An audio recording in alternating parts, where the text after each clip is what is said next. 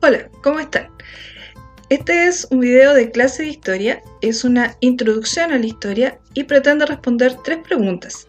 ¿Qué es la historia? ¿Qué se estudia? ¿Y para qué sirve la historia? Las 2 primeras corresponden a una breve investigación, pero la segunda tiene que ver más bien con la interpretación que podamos dar o al sentido utilitario que se le pueda asignar al concepto de historia.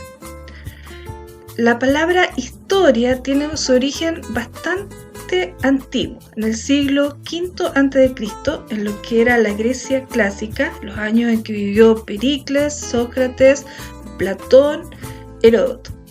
Fue justamente Sócrates quien acuñó una frase que dice: solo sé que nada sé. Esa palabra o esa voz oída fue evolucionando a través de los años, pasó a ser oistor, istor, history, historia.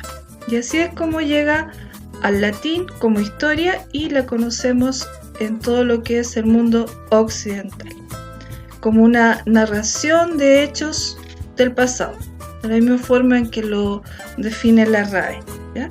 Que es una disciplina que narra cronológicamente los acontecimientos del pasado. Por lo tanto, el tiempo de la historia es el pasado. Pero como el pasado es efímero, es decir, va transcurriendo tan rápidamente, es un pasado presente. Y el presente, por lo tanto, pasa a ser parte de la historia. Es una historia, el tiempo es pasado presente. La historia surge con el hombre. El hombre es el principal protagonista de la historia. Es decir, estamos hablando de 2,5 millones de años con el Homo habilis, que serían los primeros hombres, quienes van dejando registros o huellas de su historia. Ellos seguían a los animales, rastreaban, observaban, crearon sus primeras herramientas de piedra. Tenemos, por ejemplo, las pinturas rupestres. Después pasamos a una siguiente etapa que es el neolítico, con un hombre más sedentario que comienza a domesticar las semillas y también a domesticar los animales, la agricultura, el ganado. La siguiente etapa viene con el dominio del fuego, la edad de los metales, el cobre por ejemplo, y ya tenemos yacimientos o asentamientos más específicos de personas en ciudades, pueblos. Están las polis o ciudades-estados en Grecia, por ejemplo.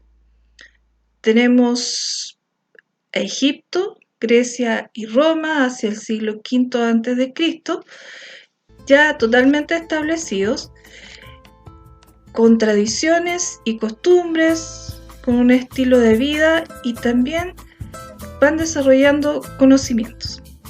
Uno de estos grandes también de la historia fue Heródoto de Halicarnaso, que como todo griego se dedicaba a viajar por las islas del mar, visitó Egipto en varias oportunidades, Asia Menor y todas las islas. Él iba viendo lo que sucedía en estos lugares, conversaba con la gente y registraba, iba anotando lo que observaba, les preguntaba cuál había sido su experiencia, por ejemplo, en la guerra, qué le había pasado. Y así fue como él después escribió 9 libros. Y en esos libros narraba las guerras médicas, los avances de los persas, las tradiciones y costumbres de Egipto. Y con los años después fue reconocido como el padre de la historia, es decir, el primer historiador. Llegamos así después, siglos después, a lo que es el Imperio Romano. El Imperio Romano absorbió muchísimo de lo que hicieron los griegos y siguió, por ejemplo, con este método que utilizaba Heródoto para investigar. Por ejemplo, la observación personal, el obtener datos de documentos, el preguntarle a las personas y por último argumentar, es decir, dar como su opinión o sus conclusiones de lo que ya había investigado. Hay algunos historiadores que se pueden mencionar en esta Roma antigua, en ellos Horacio, Cicerón, Polinio, Tito Livio y el mismo Julio César, que da cuenta de su guerra en las Galias. Vine, vi, vencí.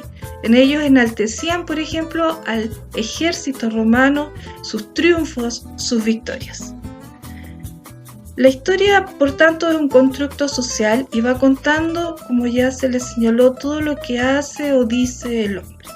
La historia también tiene entonces como protagonista al hombre y como objeto de estudio al hombre. Es un hombre universal, puede ser hombre, puede ser mujer, pero también reconoce en ello a los grandes líderes, es decir, grandes hombres que cambiaron la historia de la humanidad. Algunos pueden ser reconocidos por sus obras en forma positiva, como Mahatma Gandhi, Martin Luther King, el Papa Juan Pablo II, y otros a lo mejor no tan positivas, sino más bien con temor o por todo lo que los rodeó, como el caso de Adolf Hitler, Benito Mussolini o Joseph Stalin. La historia es un constructo social, es un proceso de cambio y continuidad. Pueden haber avances, retrocesos, guerras, revoluciones, pero siempre va avanzando en el tiempo, desde entonces el origen del hombre hasta la actualidad. La historia que se enseña generalmente en las escuelas es la historia oficial, es la que es aceptada por todos y permanece en nuestra memoria colectiva. Sin embargo, hay partes de la historia que a lo mejor todavía no han sido contadas y es una historia no oficial o una historia oculta que todavía debe ser investigada. La historia estudia los hechos, es decir, aquellos acontecimientos que han sido realmente importantes. Cuando estos hechos históricos son cercanos, hablamos de una historia sincrónica, por ejemplo el plebiscito de 1988. Cuando los hechos son lejanos o hay distancia entre ellos, hablamos de una historia diacrónica, por ejemplo la guerra de Arauco. Tenemos que la historia estudia los hechos, es decir, lo que son realmente relevantes. Estos hechos pueden dividirse, según su duración, en tres categorías. Acontecimientos, que puede ser un día, por ejemplo, el 18 de septiembre de 1810. Coyunturales, que pueden ser un par de años, la Guerra de Independencia, de 1810 a 1818. Y estructurales, cuando hablamos de un periodo mayor de tiempo, que puede ser, por ejemplo, la colonia, que va desde el 1598 hasta 1810.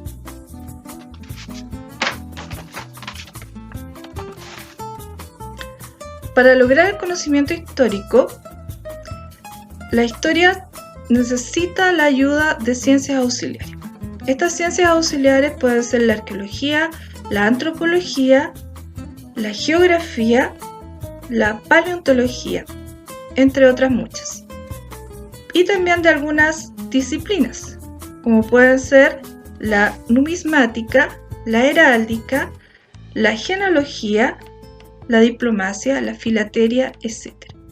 Todas ellas estudian las huellas que ha ido dejando el hombre, los testimonios, por ejemplo, fuentes escritas, fuentes orales, por ejemplo, lo que se conserva en museos, todo lo que pueda ser objeto de estudio.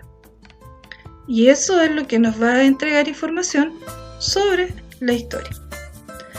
Para situar los hechos históricos necesitamos una cronología, es decir, ir desde un inicio hasta un final. Pero no tenemos un inicio exacto ni tampoco tenemos un final. Por lo tanto, partimos por allá por la prehistoria con los primeros hombres hasta llegar a nuestros días 2020 y así continuar la historia. La historia tiene una división que es el antes y después de Cristo, y que algunos también consideran como el antes o después de la invención de la escritura. Lo que viene después de Cristo se divide en 4 periodos, que son la Edad Antigua, la Edad Media, la Edad Moderna y la actual, que es la Edad Contemporánea. Cada una con sus características particulares que podemos ver después en otro video. Por lo tanto, la historia es totalmente legítima más allá de su utilidad o el sentido utilitario que se le pueda dar.